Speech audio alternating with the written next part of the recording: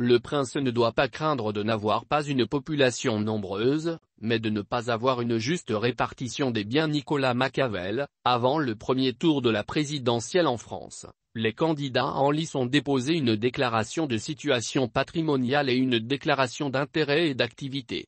Des déclarations de patrimoine rendues publiques le 8 mars par la Haute Autorité pour la transparence de la vie publique. Dans sa déclaration n'ayant pas fait objet de contrôle, le Conseil constitutionnel estimant qu'une décision défavorable à l'encontre d'un candidat avant le premier tour pouvait porter à l'égalité devant le suffrage, Emmanuel Macron a déclaré disposer d'un patrimoine de 500 000 €, constitué principalement de comptes bancaires et d'instruments financiers. Il détient également un livret de développement durable abondé à 120 000 € et un livret A de 22 000 € ainsi qu'une assurance vie dont la valeur de rachat s'élève à 113 000 €. C'est tout. Quant à sa déclaration d'intérêt et d'activité qui comprend notamment les activités professionnelles donnant lieu à rémunération ainsi que les participations financières dans des entreprises, le président candidat a indiqué avoir touché chaque année environ 195 000 € pour son mandat de président de la République. Les déclarations des 12 candidats restent en ligne consultables jusqu'à l'issue du premier tour. Entre le premier et le second tour, seules resteront consultables les déclarations des 2 candidats et après l'élection, seule la déclaration du candidat élu restera consultable jusqu'à la fin de son mandat. Emmanuel Macron sera-t-il un président ascétique?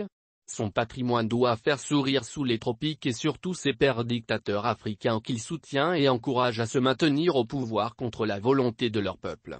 Le contraste ici en Afrique, c'est que les dirigeants sont plus riches que les États. Les organes de contrôle n'existent que de nom. Imaginons des despotes comme Paul Biya au pouvoir depuis 40 ans, Denis Sassou Nguesso qui trône à la tête du Congo-Brazzaville depuis 38 ans ou encore Teodoro Obiang Mbasogo qui règne sans partage sur la Guinée équatoriale depuis 43 ans, qui confondent les biens, richesses et ressources de l'État à des biens personnels dont ils disposent de façon abusive et illimitée.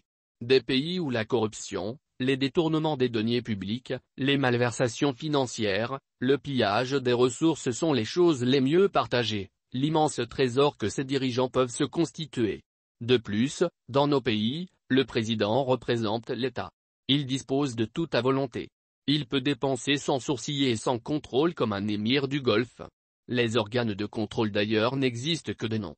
Ce qui est davantage révoltant, c'est que nos dirigeants qui sont aussi riches que Crésus n'utilisent pas les richesses qu'ils ont indûment acquises pour développer leur pays. Au contraire, eux et leurs rejetons ainsi que leur harem dispatchent l'argent volé de l'État dans les paradis fiscaux, acquièrent des biens meubles et immeubles dans des pays européens, ce qu'on appelle des biens mal acquis pendant que leurs compatriotes n'ont pas de quoi se nourrir et doivent dormir à la belle étoile. Cela n'étonne pas que ce soit souvent les richissimes dirigeants africains qui financent les campagnes électorales des pauvrissimes hommes politiques français.